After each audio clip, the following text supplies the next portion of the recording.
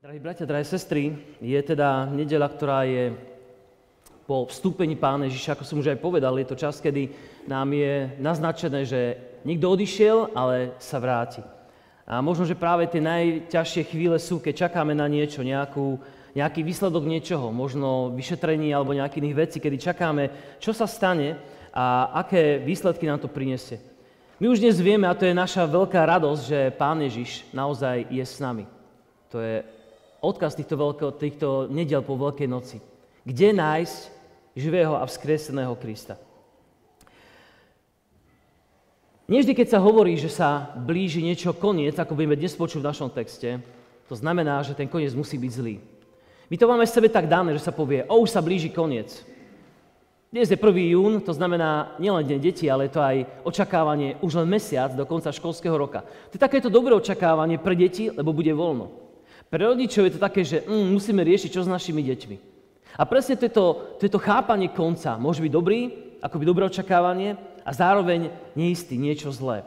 My dnes ale budeme čítať slova, ktoré nám pomôžu pochopiť, že sa máme dívať na koniec, o ktorom hovorí tento text za malú chvíľku, iným spôsobom. Spôsobom, ktorý nám Pán Boh dnes chce naznačiť. Môžeme teraz stáť z ústy k Božiemu slovu. A v prvom liste Petrovom je tam napísané v 4. kapitole od 7. verša toto. Peter hovorí, koniec všetkého sa priblížil. Buďte teda raz rozvážni a triezvi, aby ste boli pohotoví sa modliť. Nadovšetko majte vytrvalú lásku jedným k druhým, lebo láska prikrýva množstvo hriechov. Buďte navzájom aj pohostinní bez šomrania, ako dobrí správcovia mnohorakej Božej milosti. Slúžte si navzájom každý tým duchovným darom, ktorý prijal. Keď niekto hovorí, nech hovorí slovami, ktoré mu dal Boh. Keď niekto slúži, nech to robí silou, ktorú dáva Boh. Aby bol vo všetkom oslávený Boh skrze Ježiša Krista. Jemu patrí sláva i moc na veky vekov. Amen, to je Božie slovo, môžete sa posadiť. Apoštol Pavel hovorí, keď sa priblížil koniec všetkých vecí, a to pre mnoho ľudí, ako by povedalo, blíži sa koniec nášho života alebo niečo negatívne, ale apoštol Peter hovorí, že to je práve tá radosť, že Kristus sa vracia. Že Kristus sa vráti a vráti sa ako ten, ktorého príchod, návrat očakávame s radosťou. Už sme nieraz o tom hovorili, že nevždy čakáme príchod Pána Ježiša s radosťou. Na konci knihy Zjavenia, to je posledná kniha Novej zmluvy, prorocké napísané Maranata, čo v preklade znamená príď, Pane, vráť sa. Pre nás ale častokrát návrat Pána Ježiša nie je takou lákavou vecou, lebo si chceme ešte užiť svoj život. Keď dneska necháme tieto myšlienky, ktoré možno by sme mali, môžeme sa pozrieť na to, čo Peter tým myslel, povedal, keď sa blíži koniec všetkých vecí. Hovorí, ako sa máme správať, kým sa Pán Ježiš vráti na tento svet. Ako sa správať, ako žiť v tomto čase, kým tu nie je na tejto zemi, kým sa vráti. Preto Pán Ježiš odišiel, aby mohol prísť radca, Duch Boží, ktorý bude stále s nami. A ten je aj dnes tu. On ti dáva pochopiť, čo je dôležité v tvojom živote. On ťa usvedčuje z hriechu. Nie je to farár, ktorý hovorí, čo všetko je zlé. Duch Boží napísané poukazuje na to, čo je zlé v našom živote. On je ten, ktorý nás vedie k správnemu pokániu. A preto koniec, ktorý sa raz priblíži, že sa Pán Ježiš vráti, tak nám hovorí dnešný text toto. Dobre využij čas, kým na tomto svete si. Dobre využij čas, kým na tomto svete si. Viete, učeníci Pána Ježiša, aj Peter, aj ostatní, čakali, že Pán Ježiš sa vráti každú chvíľu. Oni žili tým, že prejde možno pár rokov, možno 10 ročí a Pán Ježiš sa vráti. My dnes žijeme už dobu, ktorá je niekoľko tisíc rokov potom, ako Pán Ježiš odišiel. A v Biblii sa píše, že prídu ľudia, ktorí povedia, milí kresťania, čo je z tých sľubov o to, že sa Ježiš vráti? Čomu veríte? Veď pozrite, už povedal, už sa vrátim a nie je tu. Čo je z toho? Oplatí sa vám veľmi veriť? Má to cenu alebo nie? My vieme, že nezáleží úplne na tom, kedy sa Pán Ježiš vráti, brat, sestra. Nezáleží na tom, či to bude teraz, za nejaký rok alebo neskôr. Nevieme, koľko máme pred sebou času, to nevieme. Ale čas, ktorý máme využiť tak, ako nám to dnes bude hovoriť apoštol Peter. Buďte rozvážni, buďte triezvi a pohotoví sa modliť. Žijme tak, ako by povedal Peter, žijme tak, aby vo všetkom našom konaní, brat, sestra, Žijme tak, aby vo všetkom našom konaní bol Boh oslávený skrze Pána Ježiša Krista. Drahý brat, sestra, našou úlohou na tomto svete, mojou a tvojou je, aby z môjho a tvojho života mal Pán Boh radosť. Aby sme oslávili našim životom. Aby sme splnili to, k čomu nás zavolal. Aby sme potvrdili, že slova, ktoré napísal, alebo nechal napísať Pán Ježiš, aby tie slova boli pravdou v našom živote. Máme tak žiť, aby to, čo čítame, a sa nás dá aj nepochopiteľne nereálne, aby v našom živote sa stalo skutočnosťou. Aby to fungovalo. A ja verím, že máš v sebe takú skúsenosť, brat, sestra, že si zachoval niečo z Božieho slova, alebo niečo, čo si počul, či už tu alebo inde, čítal si, Pán Boh sa ťa dotkol a ty si sa držal jeho slova a tá vec sa splnila, presne ako to bolo v Biblii napísané. Teraz môžeme v hlave zaloviť, čo to bolo.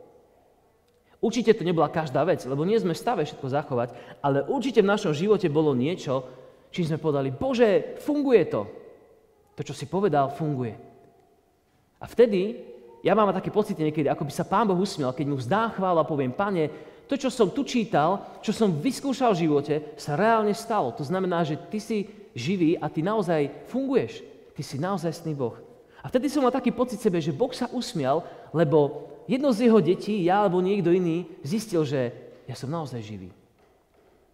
Toto znamená žiť tak, aby v našom konaní bol oslávený Boh skrze Pána Ježiša Krista. V jeho moci. Peter nás teda volá, aby sme vo všetkom žili tak, že sa skrze Pána Ježiša zjaví jeho sláva na tomto svete, medzi nami. Aby on bol vo všetkom oslávený Boh skrze Ježiša Krista, lebo jemu patrí sláva, moc až na veky. Milí brat, sestra, ako kresťania, aj ako kresťania sme uväznení v jednej našej životnej túžbe, a to, aby sme vynikli. Každý z nás. My totiž túžime, a ja prvý túžim, všetci túžime potom, aby naše meno sa spájalo s niečím na tomto svete. Chcem, aby tam bolo naše meno niekto pomyselne vyrité, že to sme my urobili, alebo prispeli, alebo sa podieľali, alebo to bol náš nápad, naša myšlienka, my sme k tomu pridali svoju ruku. Chceme, aby sme mali aj v sebe dobrý pocit, ale aby to aj ľudia vedeli, že sme urobili dobre. Jeden viceprezident americký kedysi povedal, že nestačí len dobre robiť, ale treba aj, aby bolo vidieť, že sme to dobre urobili. To je polka pravdy. Na druhej strane Pán Boh hovorí, nech tvoja ľavica a nevie, čo robí tvoja pravica opačne, čo znamená, aby sme nerobili veci preto, aby to bolo všetko vidieť. A týmto všetci trpíme. Trpíme tým, aby ľudia nás viac oslavovali niekedy ako Pána Boha. A pritom v našom živote to má byť opačne, aby sme nezastierali Božie meno, že Boh to vykonal a my sme boli služobníci, ktorých na to nejakým spôsobom použil. Toto je veľký zápas v našom živote, bratia a sestry. Aby moje meno nebolo velebené, ale aby Božie meno bolo oslávené. Toto má byť zápas každého jedného kresťana. Ak si ako rodič dobre vychoval svoje deti, ak vidíš nejaké pozitívne veci, ktoré si do nich vložil, či to už boli biblické princípy alebo niečo podobné, a vidíš, že sa to v ich živote zúrodnilo a zohľadnilo, tak povedz, nie, že dobre som to spravil, ale Bože, ďakujem ti, že si ma použil, že si mi dal tú milosť to urobiť tak, a že moje deti na to zareagovali. A tento vzorec môžeme akoby prekopírovať aj do iných oblastí nášho života. Ak Pán Boh niečo spravil dobre, Pánu Bohu za to patrí vďaka. Je to úžasná vec, ktorá nás môže povzbudzovať ďalej.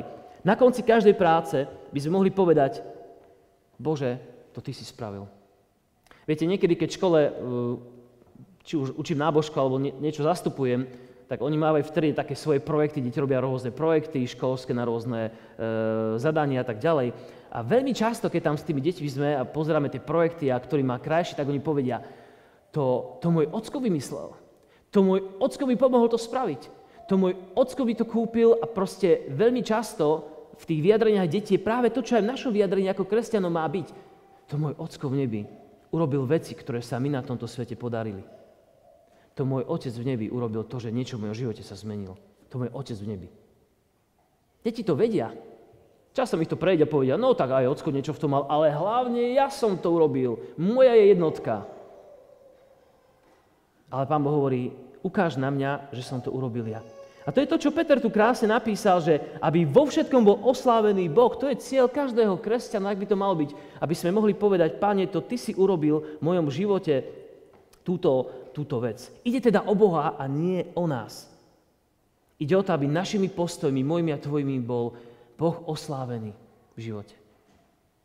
Videl som dneska taký obrázok, jeden určite ste ho vedeli aj vy, obrázok, kde sú dva zástupy ľudí. Jeden je na ceste, ktorá je plná tých ľudí a ide jedným smerom a druhá cesta ide akoby tým istým smerom, ale je na nej iba pár ľudí. A na tom obrázku bolo napísané, tí, ktorí veria v Boha, to sú tí, ktorých je ten zástup veľký. A potom ten druhý zástup, tých pár ľudí bolo napísané, tí, ktorí konajú podľa jeho slova. A v tom som sa našiel aj ja. Veríme Bohu, súhlasíme s tými vecami, ale až keď podľa nich žijeme, tak reálne Boha oslavujeme, lebo naplňame slova, ktoré povedal. A to môžu byť slova o zmierení s ľuďmi, o odpustení, o čomkoľvek, čo Boh povedal, že má byť a čo funguje. Podľa tých slov, keď žijeme, oslavujeme Boha svojim životom. Áno, teraz si povieme, no ale to je vysoká škola života toto kresťanského. No je. Je to vysoká škola kresťanského života, žiť. Vždy s dôrazom, aby Boh bol oslavený. A Boh nás tomu volá. Nemôžeme žiť stále škôlku kresťanskú. Musíme žiť aj za cieľmi, ktoré Boh dáva ako vyššie. Za nimi sa snažiť a za nimi rásť, aby sme ešte viac mohli osláviť Pána Boha. Preto je tu napísané vo všetkom. Peter hovorí vo všetkom, nie iba v nedeľnej bohoslúžbe, kde tu dnes sedíme, nie iba keď sa modlíme, nie iba keď si čítame Bibliu, ale vo všetkom, aj v poddennej práci, zajtra ráno, keď pôjdeme do práce, aj v poctivej dôslednej výchove detí, aj zastatí sa niekoho, keď mu je krivdené. Vo všetkých rozhovoroch s ľuďmi máme poukazovať na Pána Boha. To je naozaj vysoká škola nášho života. Pretože, brat, sestra, každý moment tvojho života, každý moment tvojho života, môjho života má potenciál stať sa priestorom, kde sa zjaví Božia moc a Božia milosť. Každý bod tvojho života. Každá chvíľa. Už sme to spomínali, že raz, keď sa postavíme pred Pána Boha, tak budeme mať možno pocit, že veľa vecí v našom živote bolo akoby aj zbytočných. Že sme niečo robili, ale nemalo to ovocie. A Pán Boh ukáže, ale pozri, ja som aj cez to, čo tebe sa nezdalo, ja som niečo urobil. Aj vtedy si ukázal akoby na mňa. On je teda ten, bratia a sestry, ktorý obyčajné činy, obyčajné skutky, ktoré žijeme, premieňa na skutky, ktoré sú večné, ktoré oslavujú večného Boha. A ty ako jeho dieťa to môžeš robiť. To urobil môj Ocko v nebi. To urobil môj Boh. To urobil ten, v ktorého verím. To on mi dal prejsť týmito vecami. On mi dal pokorné srdce zmieriť sa s ľuďmi a tak ďalej. Pretože bez Krista sme len ľudia, ktorí sa snažia. Bez Krista sme ľudia, ktorí sa snažia. Je to akoby život bez večnosti, ktorý nevieme, že nás naozaj čaká. Čo robíme bez Krista je iba o našom výkone, či sa nám to podarí alebo nie. A potom sme mrzutí a hovoríme si, tak dneska to nebolo. Kto vie, čas sme možno až prehnane kritickí. Dneska to nemalo cenu, alebo ešte horšie, keď povieme, tá tvoja práca, dnes to nebolo, kto vie čo. Láska k ľuďom v prípade, keď to nerobíme cez Krista, keď nemilujeme ľudí cez Krista, láska k ľuďom má svoje hranice. Už nechceme ísť ďalej, lebo nás to zraňuje, lebo si spomenieme na to, že nám to urobilo zle. Služba bez Krista sa vyčerpá a my stratíme zmysel a zhoríme. A povieme si, už to nemá cenu. Ale naopak, ak to robíme s Kristom, tak aj slabé skutky lásky, ktoré sú úprimné, majú svoju hodnotu.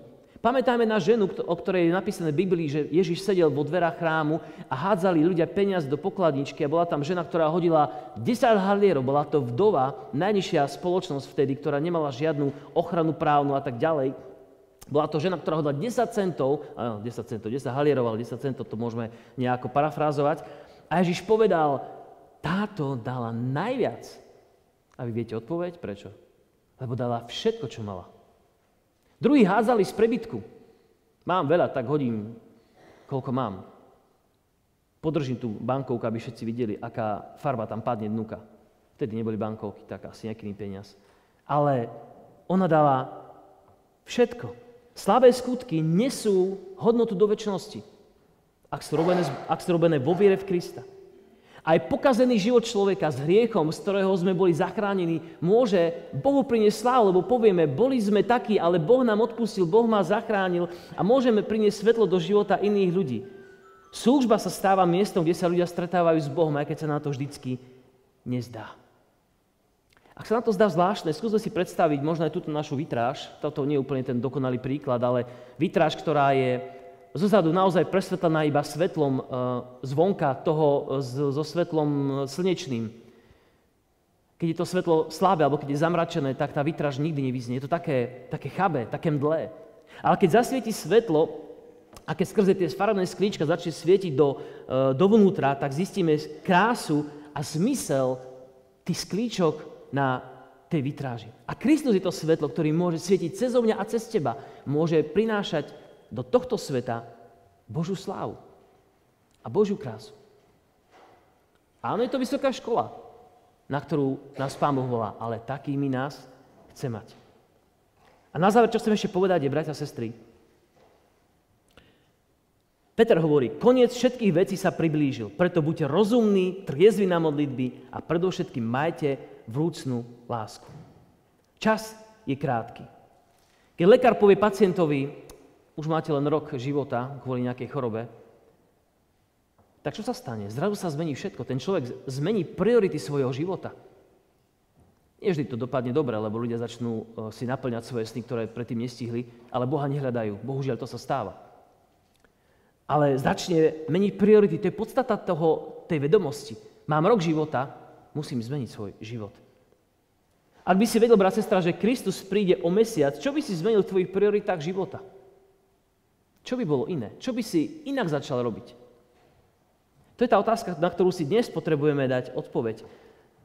Ako to robíme? Ako sa modlíme? Ako milujeme ľudí? V spôsobe, ako sa rozprávame s rodinou a všetky tie ostatné veci. Preto Peter hovorí, modlitba, buďte rozvážni a triezvi, pretože modlitba nám pripomína, kto je skutočne dôležitý a čo má hodnotu v tomto živote. Modlitba ti to ukáže.